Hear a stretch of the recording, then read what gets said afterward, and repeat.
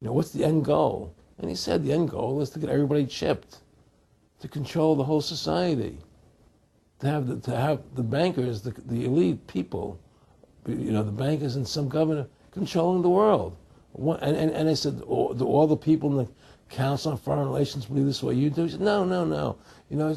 Most of them believe they're doing the right thing. A lot of them believe it's better off being socialistic. We have to convince people that socialism is really capitalism. Because America is becoming a socialist country. It's a communist country today. And here we are years later after Aaron Russo points out that this is not a capitalist or free market country, but is really socialist. In fact, here's the cover of Newsweek. We are all socialists now. But this isn't the socialism the public thinks it is, where the government robs from the rich to give to the poor. Actually, it's always the big banks, the elites throughout history that fund socialism. They want to use the middle class's money to basically domesticate the working class and expand the size of government so they can basically, in the end game, eradicate the middle class and have a giant submass of uneducated slaves who have no chance of ever rebelling against the tyranny, and a tiny elite in control of it all. And that is the very nature of this New World Order system. They are using big government to strangle competition, to take control of the people, to break up the family, to basically set up a global plantation or neo-feudalist state.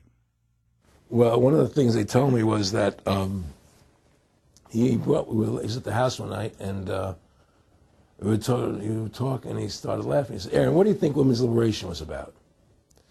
And I said, I had pretty conventional thinking about it at that point. I said, I think it's about women having the right to work, getting equal pay with men, just like they won the right to vote, And he started to laugh. He said, you're an idiot. And I said, why am I an idiot? He said, let me tell you what that was about. We, the Rockefellers, funded that.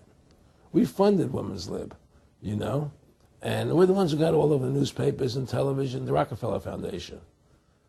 He says, and you want to know why? He says, there were two primary reasons. And one reason was we couldn't tax half the population before women's lib. And the second reason was, now we get the kids in school at an early age. We can indoctrinate the kids how to think. It breaks up the family. The kids start looking at the state as the family, as the school, as the officials, as their family, not as the parents teaching them. And so those are the two primary reasons for women's lib, which I thought up to that point was a noble thing. When I saw their intentions behind it, where they were coming from when they created it, the thought of it, I saw the evil behind what I thought was a noble venture. Aaron, did you know that Gloria Steinem, in one of her own books, now admits the CIA funded Miss Magazine? No, I had no idea about that. No, I never heard that. Yeah, we're going to... CIA funded Miss Magazine? Funded Miss Magazine with the stated goal of taxing women and breaking up the family. No kidding. I never heard that. Well, Nick told me. I mean, I know it, but not because I know the CIA was involved in it. Well, Gloria Steinem was proud of it. Oh, the CIA wanted to help me help women.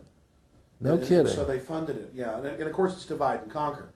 Right, and of course. What they do is they focus in, obviously, on real problems. Women were getting shafted in many ways, but the elite wasn't planning to help them. They were planning to really shaft them and take men away from them. Look at what they did with black families.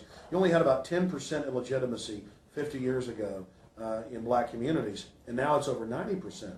And look at welfare. You were going to give you some money, but you can't have a man in the house. Right. And so that was further to degrade the family. Totally destroyed. And now illegitimacy is over 50% in the general population. Right. Well, see, the whole thing is these people control the money, so they make all the rules. You understand? And they put whatever rules they want into effect. And the truth is, America has really become a socialist, communistic country. And everybody says it's a capitalistic country. It's not a capitalistic country. How could it be capitalistic when you have a central bank? That's the first. It can't be. It's a planned economy. It's a planned economy. It's a phony. If they want to create prosperity, they just print dollars. They just make dollars or put digits into the economy, and now you have prosperity. You don't have real prosperity. You don't have real manufacturing. You just have money being injected in. It's an infusion of credit, which only makes the government go into more debt. Into more debt. The Federal Reserve is poison to our country. Of course it is. It's poison. Whoever makes the money makes the rules. Rothschild said that. and they make the money. Why are we allowing these private bankers to make the money for our country? It makes no sense. Why are we paying interest to these banks to make money for us when the government can do it itself without paying interest and without all that debt? There's no answer to that question, and it's the question no politician will raise. Everybody talks about America's debt, how much debt we're in. We're in debt because we have to borrow money. But we don't have to borrow money. They designed it so we go into debt. Exactly. We can create the money and back it by gold so they can't create too much of it. So you don't have the inflation. And do what the founding fathers gave us. But instead, the bankers make the money, they control the government, they buy the politicians, they tell us who gets into office. You have computer voting, that's a fraud. They do whatever they want to do to us.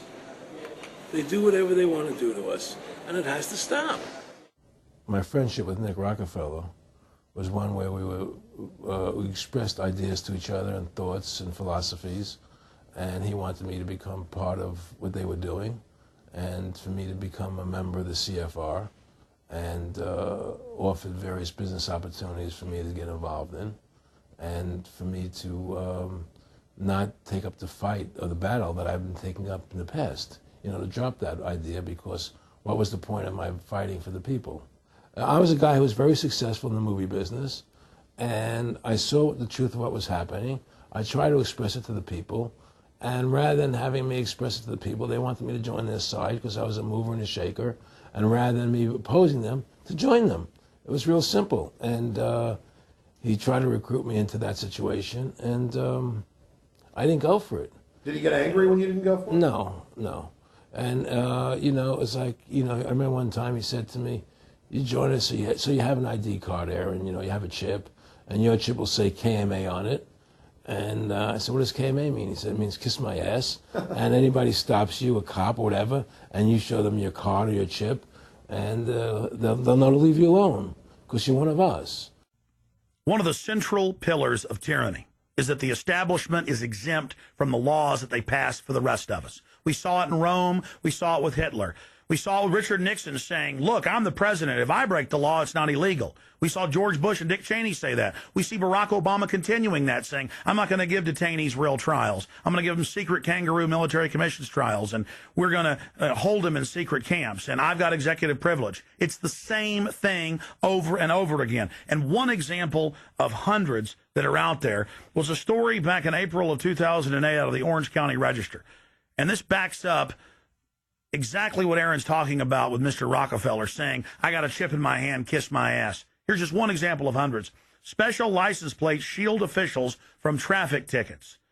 And it goes on to say that 996,000 plus vehicles in California are exempt from no insurance, reckless driving, speeding, running through toll booths, running red lights, on and on and on. And who is it? It's state employees. It's federal employees that can go and get exempt. It's police. It's government bureaucrats above the very laws they try to enforce on us. This is tyranny.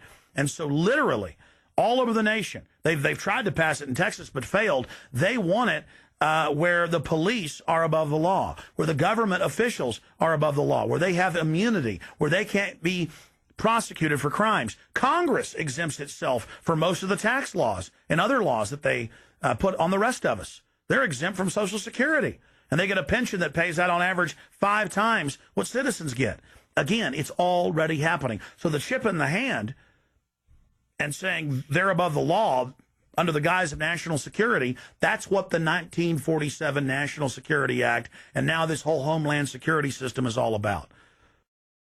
Why are you fighting for the people for? What is that about? The people are just, they have to be ruled. They have to be, the Constitution, what you're standing for, is only for a few people. It's only a few individuals that can live that way, and we believe that it's best for society to be ruled by an elite people who control everything. And I said, I don't believe that.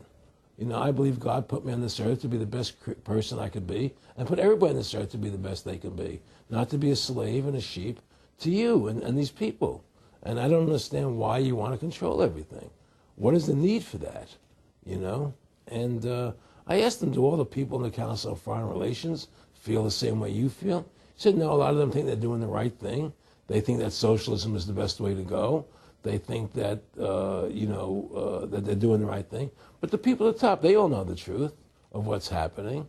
And that's what it is. So it's compartmentalized within the elite structure as well. Of course it is. Pyramidal. Of course it is. I mean, all the people that are in the CFR, was that 2,000-3,000 people? I forget what it, like Dan Rather. They don't know what's going on. They join the CFR because it's prestigious.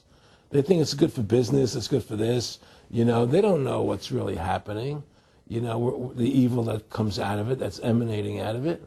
And to me, the biggest evil is what's happening right now, because what happened on 9/11 is a phony.